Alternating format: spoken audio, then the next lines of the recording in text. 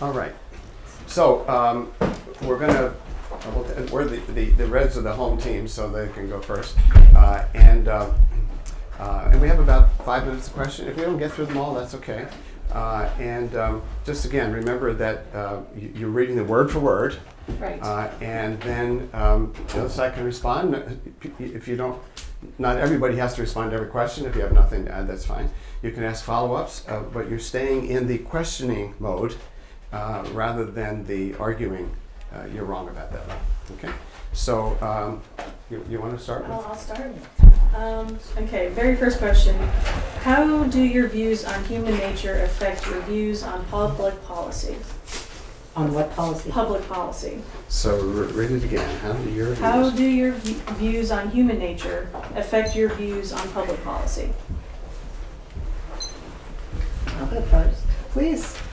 I inherently believe that all people want to be successful, that all people require purpose and want to feel like they're good contributors to society, and that they want safety and security and want to be loved, want to feel valued.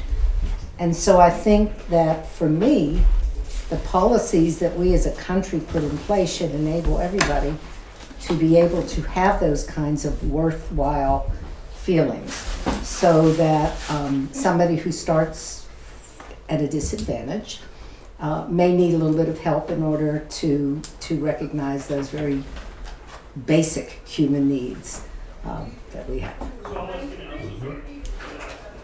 Dang. There you go. You did it. And is there supposed to be a counterpoint? No. So Okay. just the others of you can give your response, and they can also ask follow-ups. But so in other words, multiple people can respond to the same question. Right. So if either of you want to respond to it as well, I yeah. don't know that I can add anything to what Lynn said. I think that you covered it very well. And right out of the gate. Yeah. Yeah. Then I'm done. Well, did you have a follow-up? Yeah, so like I'm totally there with you, but it did seem you were Whoa, addressing ask a question. That's not a question. It's coming. So no preface though. Ask the Okay. question. What about the negative side of human nature? Yeah. Could you address the Okay, negative that's- side? Yeah. Okay. The negative side of human nature. I don't know what that is. I really don't. I mean, I see negative behaviors that I think are a result of people not getting the positives met. So I think greed and power are reactions to not feeling worthwhile, to not being able to express yourself and feel like a worthwhile person. So you resort to those kinds of things. Now, from a biological point of view, we're animals, so we have territoriality.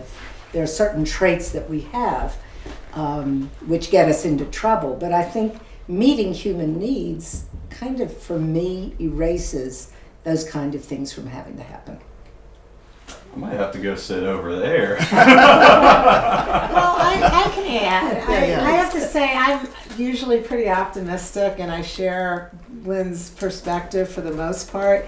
I do feel, though, that there are times that people do take advantage. You know, let's say on Wall Street could be a good example. So I do feel that one of the roles of government, in addition to giving everybody the advantages they need to be successful, is also putting, for example, some checks in the system. So, for example, if people are going to take advantage, and it could go both ways. It could be the rich Wall Street bankers taking advantage of loopholes in our system. It could also be people buying houses that are outside of their means. And I think that's a role where government can step in and say, you know what, even though people are basically good, there's going to be this greed on the part of the Wall Street bankers and on the part of the people who are going to buy houses beyond their means. And we're going to put policies into place that prevent, for example, what we had happen with the whole mortgage crisis. Okay. All right. So, question from your side. I have one. Is it okay? So how do you balance the protection of individual liberties with the common good? And it's exemplified, for example, by the need for childhood immunization, the schools. So read it again slowly. Okay. How do you balance the protection of individual liberties with the common good as exemplified by the need for childhood immunization? Are you saying whether or not vaccinations should be mandatory or not? Correct. In other words, should vaccinations be mandatory if we vaccinate in the school, protecting the common good in the schools against the parents' desire to do what they feel is best for their child? When it comes to highly infectious diseases like the MMRs, I do think those should be mandatory. That saves both the individual and the community. I think communities that have made that not mandatory, we've seen breakouts of rubellum and measles, and I think those things could be very easily avoided by 20th century medicine. And for stuff like that, I think it should be mandatory. Yep. Yeah, I agree. In my opinion, if you don't vaccinate, you shouldn't be allowed to go to public school. I think you're more than welcome to homeschool, but Exactly. don't put them out and other kids and risk them because you feel differently. Well, even if you're homeschooled, you have the right to go. So, Sorry. you're in the questioning mode. Yeah, I'm done. yeah. I Good. agree. Yeah, to answer the question directly, I think education plays a major part in that. The concept of herd immunity, a lot of the, anti-vaxxers just don't know anything about that, and how, my child's fine, they just don't realize there's a bigger perspective there. And then I also agree with him that making it mandatory across the board for Americans is the wrong way to go.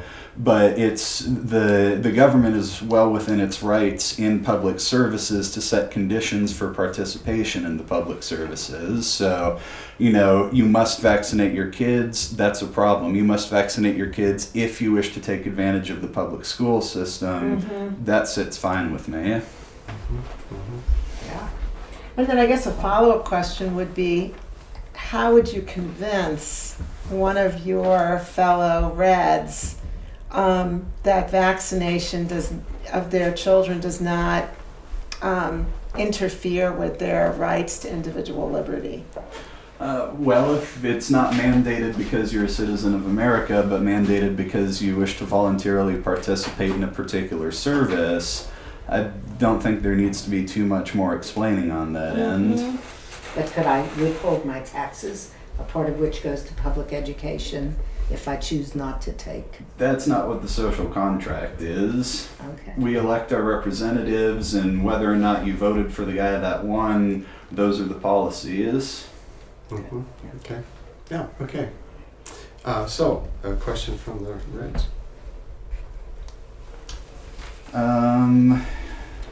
Is there a platform policy of your party that you disagree with? If so, what is it and why do you disagree? So read it again? Can I change the one I'm doing? You've already done it. There's a social contract to read it as we did it. Well, no, I think he read needs a a different question. different question. Oh. I just went to the second one, but I didn't. Oh, you can ask Okay. a different. Yeah. Well, they're going to be prepared for that one. Yeah, sure. You can pick whatever question you want. Okay. To what end should public policy aim? Equality of opportunity or equality of outcome, and why? So again, slowly. Yeah, Read it again, yeah. yeah. To what end should public policy aim? Equality of opportunity or equality of outcome, and why? That's similar to a question we were going to ask you. The same thing. But I think in our little discussion, we talked about those policies should be geared to those people only who start with a disadvantage, being it physical or racial or housing or what have you, that if there is a blatant barrier to that happening, that's a place that we think public policy would be effective to equal that playing field. Now, does it erase all of the abuse that may occur? No. And so with that comes some monitoring and some pretty tough policies about if it isn't. I mean, I remember reading about the VA paying $1,000 for toilet paper. I mean, what happened from that? It went on and it went on and it went on. So I don't think it's so much the policy as our inability to monitor it and police it, for lack of a better term. Yeah, and then more to like the razor point of the question, you know, what you described is what it is, but is that policy you're describing a policy toward equality of opportunity? You know, those that started lower need to be brought up to the same place and given the same chance, or is it an aim toward those who started lower need to end up at the same place as those that started higher? Yeah, quality of results, and so that Oh, people that's a look the different same. question. No, that was the question. Yeah, Okay, that well- was the question. I see it as opportunity. So say more about that, Jane. Yeah, say more. I see it as opportunity. We know that everybody does not start out at the same level, in the same families, in the same economic structure, whatever. And sometimes they need a little help to get started, but it doesn't mean that everybody's going to end up at the same place. Nor should that be the goal of Right. public No, policy. No. right. But the opportunity should be there. And I want to elaborate. I had something very personally happen to me, which is one of my fellows applied for one of these affirmative opportunity scholarships, and they asked her to identify if she was black or American Native, whatever. And she's not, but she comes from poverty. She comes from a lot of mental illness in her family, and it really made me rethink. And I'm totally in agreement with the opportunity. I think we also have to be sure we don't have cookie cutter categories, you know, because everybody is different and everybody has a story. And the goal should be to raise up everyone in terms of the opportunity that they're given, even if they don't fit into a nice little, you know, box that labels them by their skin color or their, you know. And can I add, I think where we've missed the boat in the past is that the process through which everybody goes for that to happen, given those laws, has been so controlled that there is very little individual responsibility baked into it. So that as a person enters a program that gives them an advantage, the question is, where's the onus on them to do it? You know, are there things they should be doing that we shouldn't put in the policy? Which might account for those being successful and those not being successful. But if the opportunity, as Judah said, is there, then the onus is on the individual. Okay. That's what I was also wondering. This kind of ties back to the first one a bit. Is this assistance that should be offered? Is this something that should be given or taught, or a little bit of both? If that makes sense. I think it takes many forms. Whether you mean like whether it should be just given or earned? Not necessarily earned, but you know, should you teach someone to do something a different way as opposed to just giving them something to equal it out? Okay. Excellent. Yeah, Yeah, I so- agree with, yeah. I would teach rather than give. Okay. It's like the, you know, if you give a man a fish, he eats for a day, but if you teach him how to fish, he can eat for a lifetime. Okay. All right. So, blue question. I have a question. I have one too. But you know what? This is, I Probably didn't the write one same of them one. down. So you So, probably yeah. have the Yeah, fourth Judith, one. should Judith go next then? Okay, what is the proper Okay. venue for Reds to disagree with the leadership of the Republican Party? Okay. So read that one again. What is the proper venue for Reds to disagree with the leadership of the Republican Party or the Red Party? Could you clarify that a little bit? Like, are you asking, like, should those of us that disagree be protesting or blogging, or What are the what's different ways you can do that it would work? That it Yeah. would be Just what are your positive? thoughts of that? It's Yeah, an open-ended one, yeah. right? Okay. What are- Twitter. Oh, help us. Twitter, he says. Twitter. Well, I can share what I do about it, if that would be helpful. I tend to spend my weeknights down at the local pub in Franklin, and there's you know, lots of loud conversations. It's pretty much where you go to talk about religion and politics with strangers. And you know, in my personal life, I start by just, trying to be a helpful, person to have credibility there, where I'm not coming at it with like, I'm all about politics and this is my gig. I try to just be a good person individually, so that whatever I say is coming from a place of, this is what I think about it, how about you, rather than, here's my soapbox and I'm going to stand on it. And I've, on my own side, I've, personally seen a lot of success in converting individuals from various types of extremism or reductionism and examining our own principles.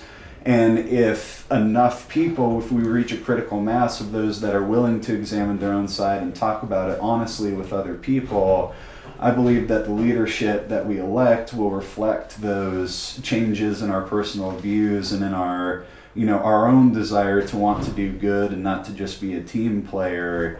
And so, if I'm given a platform, if one of my albums pops or, for whatever reason I have a more national platform, then I'll be able to use that to, address it more directly. But if I don't, I think I do a lot more good having a conversation with as many people as I can every day than by necessarily going to social media and blasting my views. Mhm. Are there other venues? I'm sure there are. Culture, I think, is, for me, very similar to what an ideologue, Andrew Breitbart, had expressed, is how politics is really downstream from culture. And for people in my own party, I think that we've pulled out of the arts to a point that we don't know how to express ourselves the way we used to.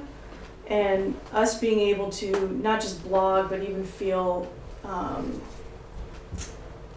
confident enough in our viewpoint to not necessarily care about the how much resistance we might get, but just wanting to be heard, whether it's being a contributor to a small news site, to creating small short videos, film shorts. It's like even creating paintings or getting into poetry more often, or theater art.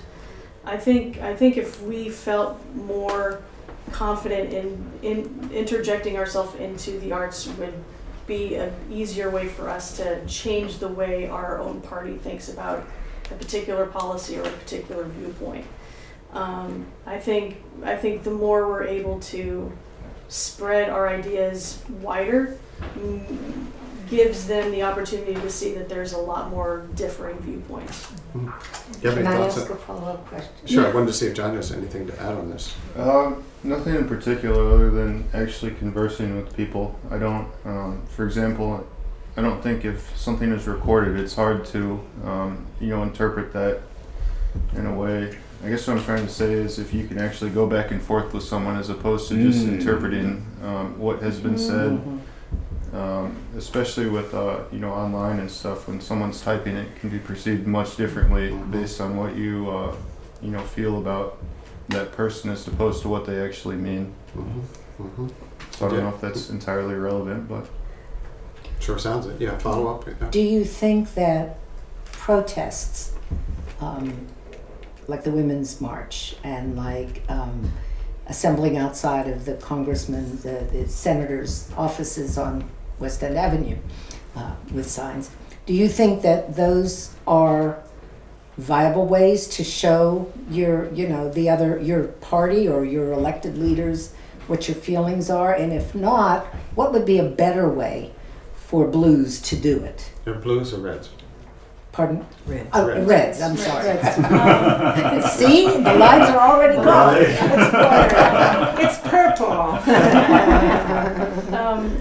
For Reds, it's like I can definitely say for myself that peaceful protest can be extremely effective.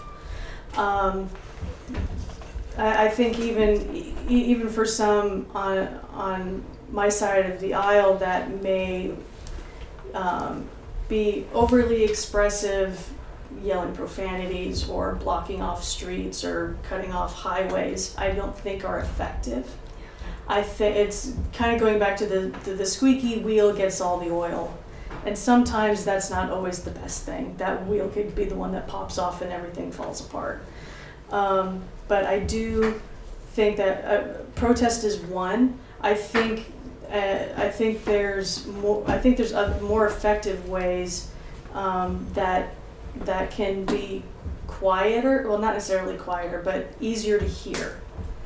And I'm very open to the ability to have this type of dialogue more often, instead of just people standing in a line with it's like, read my sign. This is what I think. It's like that's such a small bullet point of who the person actually is.